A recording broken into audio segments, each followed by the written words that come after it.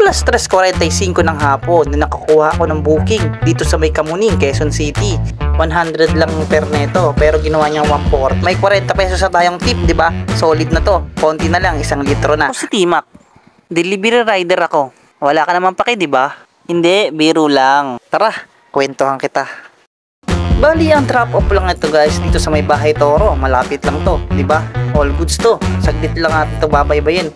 Bali, ganyan lang naman kalaki yung dadalhin natin guys. Kasyang-kasya sa bag.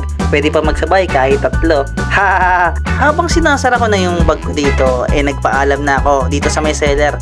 Sabi ko, ma'am, dito na po kami. Ako pala. Yeah. So, bali, ang tinda niya dito guys is buko juice. Bali, bibili sana ako. Kaso naisip-isip ko, wag na lang. Parang hindi fresh kasi yung tinda. Karabi naman siya. Buti mabilis lang din at nakakuha na ako ng kasabay. Dadaling ko pala to guys ng Valenzuela. Medyo malayo pero okay lang, on the way lang din naman. Hindi ko na pala tinawagan yung pick up dito para surprise, diba? Kung malaki ba o maliit, para may thrill naman yung pagdi-deliver natin no? Para may pull of surprises pa rin talaga. Kaya tinanong na agad ni kuya dito kung sino ba yung magdadalang. Tignan mo, nabubulol-bulol ka na. So lumabas na agad dito si madam at tinanong niya, ito yung papadala mo, wow, electric fan, saan ko kaya ito ilalagay? Tapos tinanong niya kung magkano yung bayad, sabi ko 120. Bali guys, ginawa niyang 200. Ayan na, 200. Para hindi ka na umiyak, Timac. So ayan, ayan o, electric fan ang dadalhin natin guys.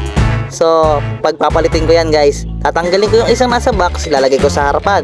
Tapos itong electric fan ilalagay ko sa box. Ganyan yung mga mangyayari. Alam na natin yan. Ganyan yung 200. Piniplex pa yung 200. Hindi kasya sa maya no. Pagpalitin natin no, di ba? Sabi ko sa inyo, ganyan yung gagawin ko eh. Na-predict ko na yan, boy. Alam na natin yan, di ba? Ayan, yung maliit ilalagay sa harapan. Yung malaki ilalagay sa box. Sobrang simple lang naman, ayan oh, 'di ba? Oh, basic. 'Di ba? Basic lang 'yan. Pwede pa nga isa 'yan eh.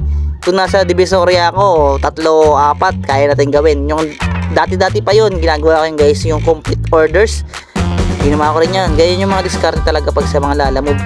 Maraming mga hidden discard diyan o duming larangan.